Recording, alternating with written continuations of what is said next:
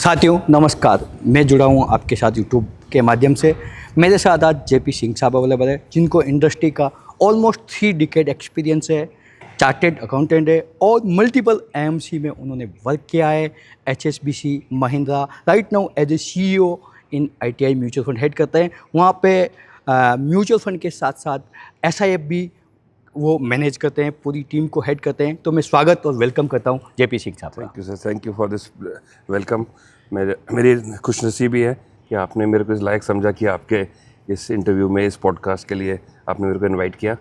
सिंह साहब, आपको इतना रिच एक्सपीरियंस है, ऑलमोस्ट 3 डिकेड। आपने इंडस्ट्री को हर एंगल से देखा है, उतार चढ़ाव देखा है, टेक्नोलॉजी बबल देखा है, 2008 का आपने रिसेशन देखा है, 2012 की टेपरिंग देखी है, 2020 के अंदर कोविड वाला सिचुएशन देखा है और अभी ग्लोबल जो सिनारियो चल रहा है उसके अंदर काफ़ी सारा मार्केट अप एंड डाउन है, काफ़ी सारी प्रॉब्लम है। लास्ट 18-20 महीने से मार्केट रिटर्न नहीं दे रहा है। एज ए लेमैन इन्वेस्टर के माइंड में काफ़ी सारा फियर है।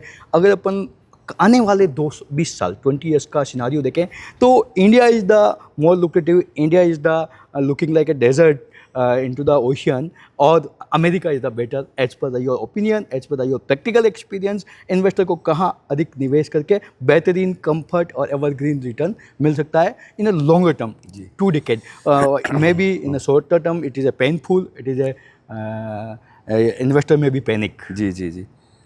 तो विनोद जी, आपने जो बातें बोली है ना, कुछ सेकंडों में पूरी पिछली करीबन 25-30 साल की हिस्ट्री बता दी।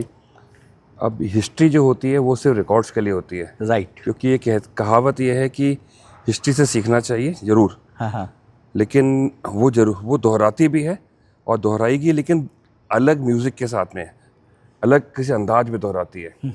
तो आपने जो पिछले 20-25 साल की बात की, .com की बात की, लेमन क्राइसिस की बात की, और बीच में भिन्न भिन्न प्रकार के देखिए, थोड़ी बहुत जंग वंग जो हमने कभी नहीं देखी थी वो भी हो गई। राइट। तो उससे सीख ये मिलती है कि जब ये कोई न्यूज़ आती है या कुछ हो सकता है, कई बार ये न्यूज़ इम्पैक्ट भी करे अपनी मार्केट्स को।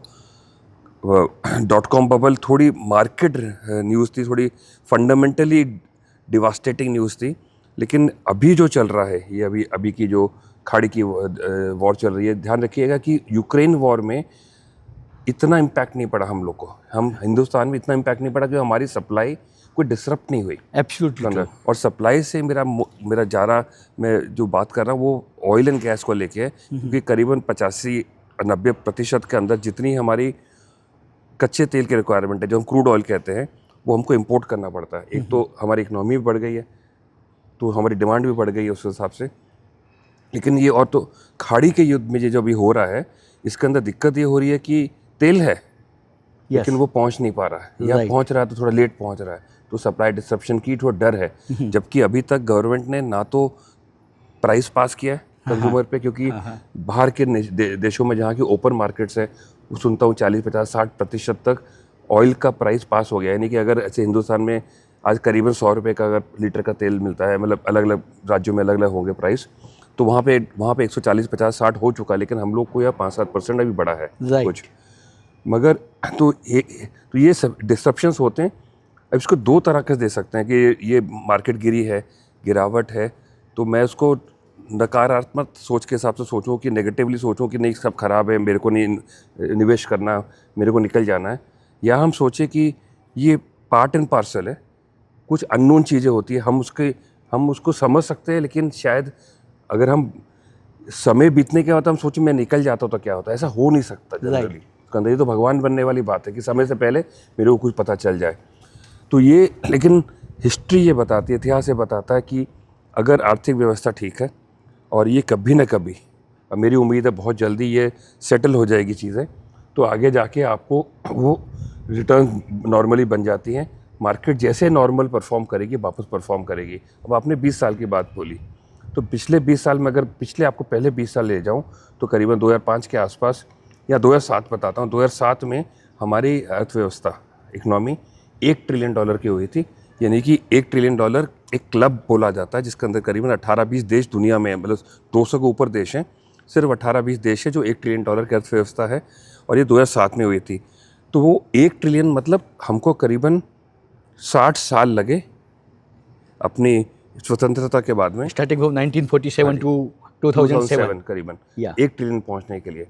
अब देखिए उसके बाद आपको याद होगा कि जब वो 2018-19 के इलेक्शन चल रहे थे तो मोदी जी ने कहा था कि 2 ट्रिलियन की इकोनॉमी हो गई, व्यवस्था हो गई है, अब हम इसको 5 लेके जाना है। Absolutely right. तो यानी कि 2007 से 2018-19 10-11 साल में डबल हुई। या 60 साल में जो हमको काम करने जहाँ हम पहुँचे वो 10 साल में पहुँचे, अगले 10 साल में।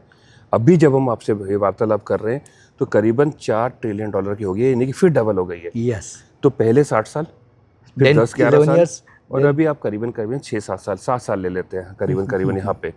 तो अभी आगे जो आपने 20 साल की कही, वो 20 साल बहुत ही एक मेरे लिए एक माइलस्टोन है, और मैं सिर्फ भगवान से इतना दुआ करता हूँ कि मेरे को वो इतना ज़िंदा रखना, हेल्थ देना कि मैं देख सकूँ, क्योंकि वो विकसित भारत की बात हो रही है, डेवलप्ड इकोनॉमी।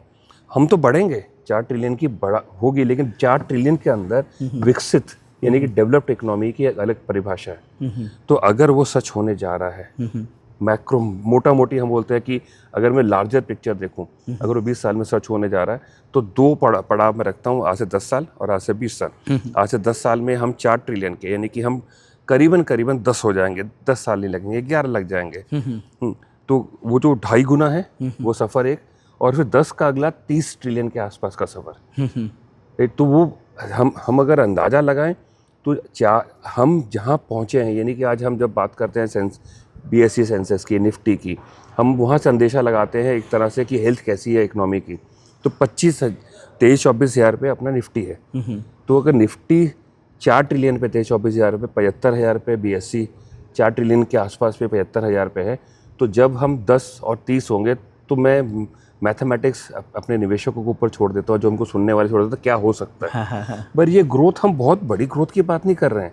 इकोनॉमी 10-1% हो सकता है, कभी 9.5 बड़े हो जाएंगे, थोड़ी स्लो हो जाएंगे। आज 10-11 की बात हो रही है, हो सकता है 9-10 हो, तो मैं एक अनुमान लगा लेता हूँ 10% अर्थव्यवस्था ग्रो करेगी। तो स्टॉक मार्केट उस हिसाब से जो पुरानी हिस्ट्री है वो कहती है कि मैं थोड़ी सी ज़्यादा रिटर्न दे सकता हूँ, क्योंकि एफिशिएंसीज होती हैं, बड़ी कंपनियाँ होती हैं, उस हिसाब से बस हमको वही टारगेट करना है। तो आपने कहा निवेशकों के लिए क्या, निवेशकों के लिए बहुत सिंपल सा एक है, आप वो बड़ी पिक्चर पर ध्यान दीजिए, डाइवर्सिफाइड रखिए, एसेट एलोकेशन विनोद आप लोगों के ऊपर मैं छोड़ता हूँ करने के लिए, रिस्क प्रोफाइलिंग के हिसाब से करनी है। और ये जो एक स्वर्ण समय चल रहा है और आने वाला है, राइट, उसमें खाली आपको ये रिग्रेट नहीं होनी चाहिए कि मैं निवेशक नहीं था इस हिंदुस्तान में जब ये बढ़ रहा था। हम कहते हैं USA कितनी बड़ी इकोनॉमी हो गई उसके अंदर, अरे वो हो गई, आप उसके पार्ट एंड पार्सल थे कि नहीं। ये आप जो मेरी आज पॉडकास्ट कर रहे हो, कई लोगों का करते होगे, हमारा एक ही मतलब मकसद रहेगा कि हम जितने लोगों के पास पहुंच सके, ताकि वो इस हिंदुस्तान के विकास के अंदर वो अपनी वेल्थ क्रिएशन थोड़ी बेहतर कर पाए।